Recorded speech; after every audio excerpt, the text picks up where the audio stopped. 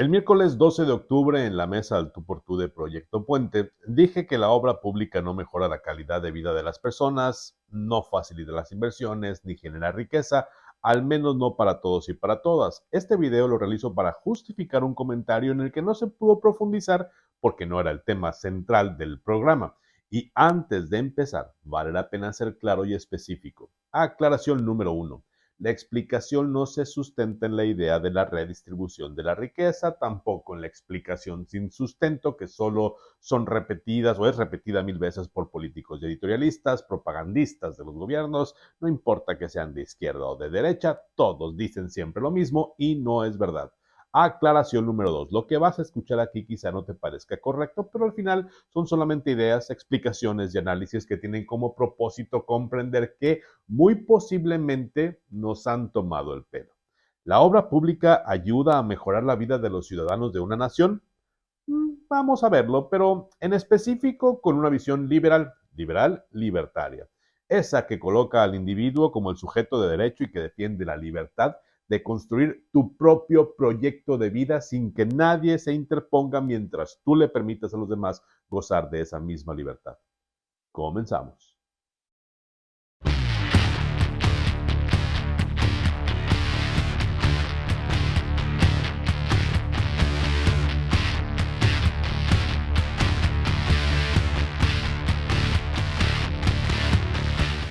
Es común leer y escuchar opiniones de periodistas, políticos, académicos y hasta familiares en cenas que aseguran que la obra pública es buena para la economía.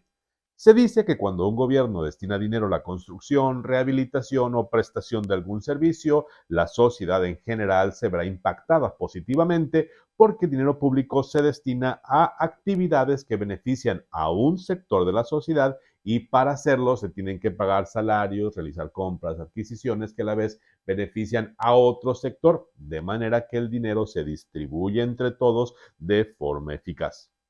No es verdad.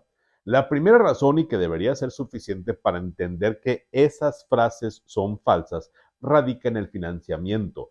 Toda obra pública o inversión pública se financia con una fuente coactiva de ingresos que son los impuestos. Los impuestos, al ser pagados por toda la comunidad, terminan utilizándose en algún servicio, obra o mejora que no beneficia de la misma forma a todos. Veamos el caso de Sonora en el año 2021.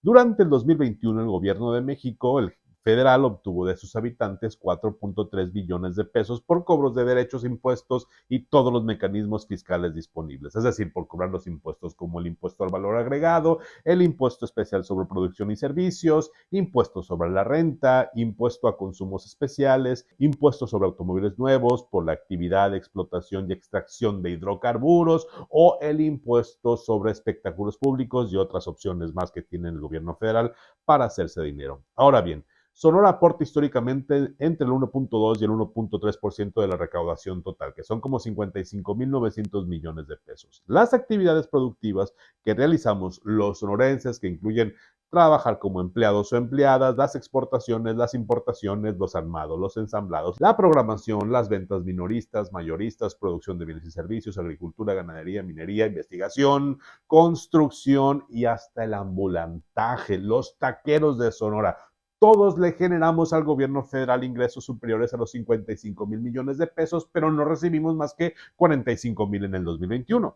¿Cómo puede resultar lógico pensar que la inversión pública federal nos ayudará a mejorar la calidad de vida de todos los sonorenses si no nos aportan todo lo que nosotros pagamos por impuestos a fuerza? Desde esta visión se descarta eso de que la inversión pública ayuda a mejorar la calidad de vida y es muy sencillo. La federación, solo por citar el caso de la federación, nos quita más de lo que nos regresa. Otra más. ¿Cuánto de lo que nos regresa es inversión pública real? Obra, rehabilitación, mejora, no salarios ni prestaciones a funcionarios públicos. Hay respuesta.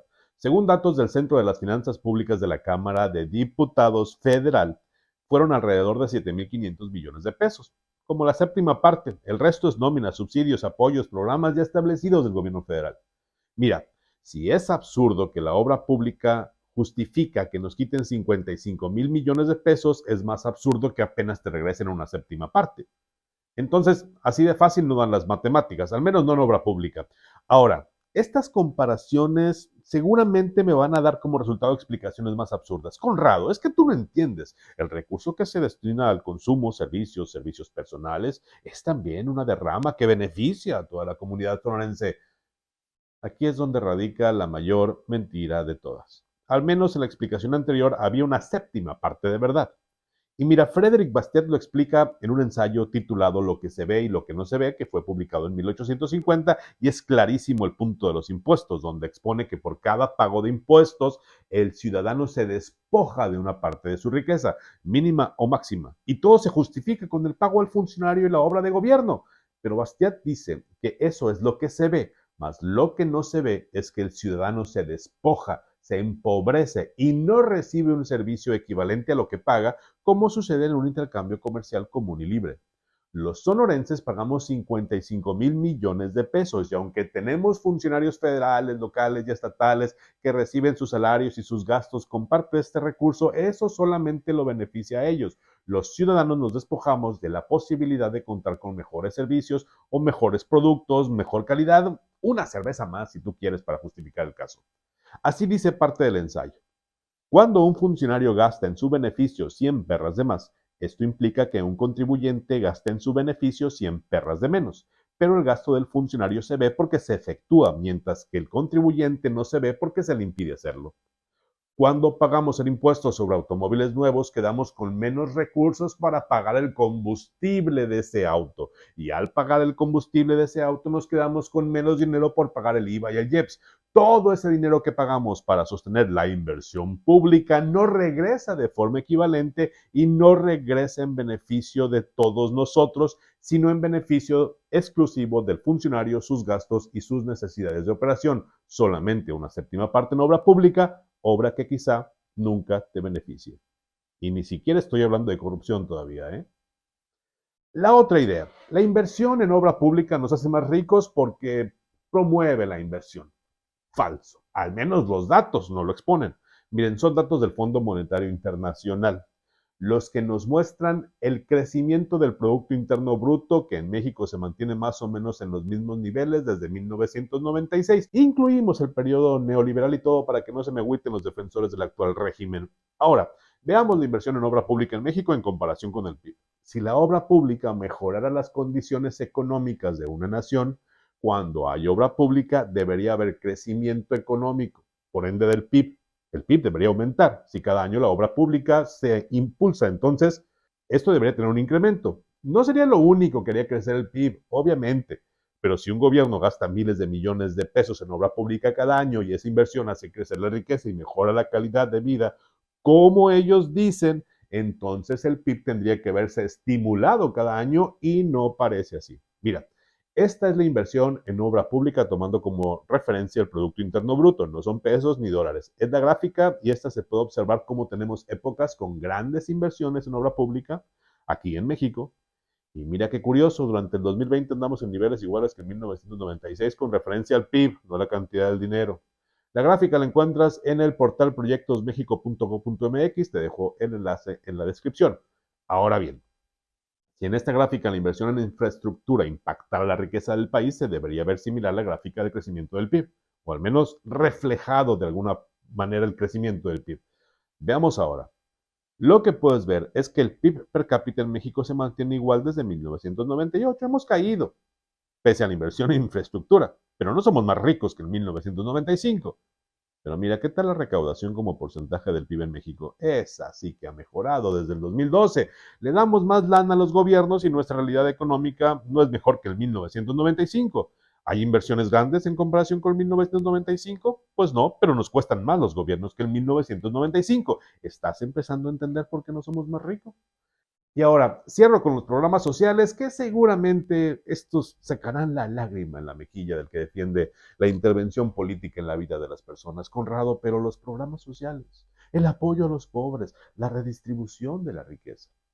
Afortunadamente, Coneval genera las estadísticas y en México la información sobre inversiones en programas sociales es también pública. Mira, según el Centro de Investigación Económica y Presupuestaria, si comparamos el año 2000, cuando la derecha gobernó, hasta el 2020, con el actual régimen transformador, sí se incrementó el gasto en apoyos sociales. pero aún no es ni el 10% del presupuesto neto, porque recuerda que al final la de ellos no se toca. Entonces, aumenta en esta administración el gasto social, definitivamente. Hay más lana para los más vulnerables. Eso resulta una buena justificación, combatir la pobreza y entender el sacrificio que haces al pagar a fuerza los impuestos para ayudar a los más pobres, pero no se ve. Y lo que se ve, aunque no es bueno del todo, lo que no se ve es peor. Coneval tiene datos de pobreza desde el 2008 hasta el 2020. En 2008 las personas en pobreza, en algún grado de pobreza en México, porque luego todo lo hacen en escalas, llegaba al 55.4%. Los no vulnerables, los ricos de México, eran el 18.7%. En aquellos años ya estábamos implementando programas de medicamentos gratuitos y pensiones para los adultos mayores por el 2000. Para el 2020, los pobres en México alcanzaron el 52.4%, 3 puntos porcentuales menos, y los ricos no o no vulnerables llegaban al 23.5%. Eso sí se incrementaron casi 5 puntos porcentuales, pero en medio, los que tienen algún tipo de vulnerabilidad por ingreso social, es decir, aquellos que quizá no cuentan con los servicios básicos públicos o no les alcanza para los alimentos nutritivos, sumaban 37% en 2008 y pasaron al 32% en 2020. Esos números son buenos porque parece que todo mejoró. Eso es porque incluyen servicios como agua potable, servicios de electricidad de la CFE, servicios médicos gratuitos o no gratuitos. Es decir, son pobres, pero no están olvidados.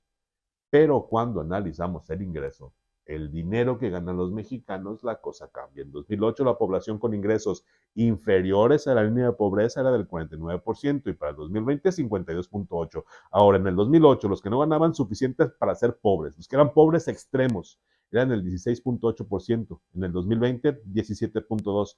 En 2008, 65% de los mexicanos no ganaba para dejar la pobreza extrema y la pobreza. En el 2020 la cifra es del 70%. No importa cómo desfraza, si tienen agua, no tienen agua, energía, internet, televisión, piso, la gente no gana suficiente para no ser pobre. Se incrementó la cantidad de personas que no ganan lo suficiente para dejar la pobreza, pese a que hay obra pública, pese a que nos cobran impuestos y pese a que invierte el gobierno. ¿Dónde está la lógica del pago de impuestos para que un gobierno realice inversiones y programas sociales si no somos más ricos? Incluso hay más pobres, con mejores condiciones de vida, pero son pobres. Esos millones de mexicanos que no tienen suficiente para vivir no se ven y no se pueden quejar y tienen que pagar impuestos.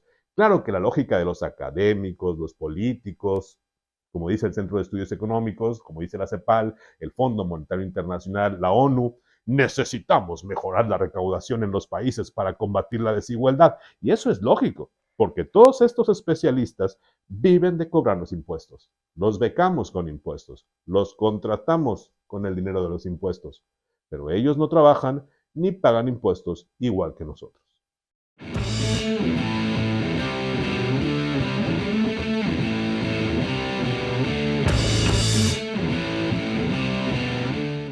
Explicando lo anterior de forma muy sencilla.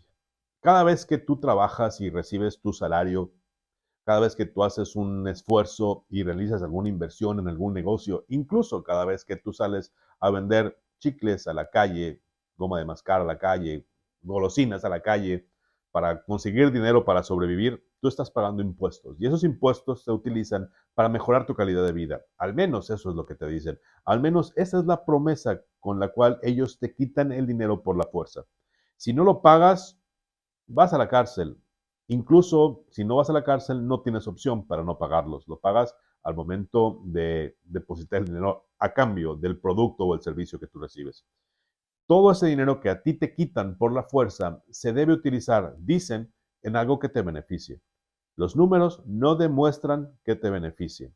Los números no muestran que lo que tú aportas se te regrese en obra pública, inversión pública. No, en realidad la mayor parte se va a salarios de los funcionarios y como ya te expliqué en un video hace ya algunas semanas, por lo general, los más ricos de México son funcionarios públicos.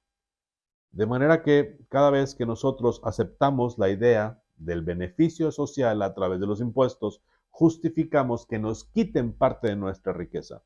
No importa que seas muy rico o muy pobre, igual te quitan lo que tú consigues. Te quitan tu riqueza, así sea mínima o máxima.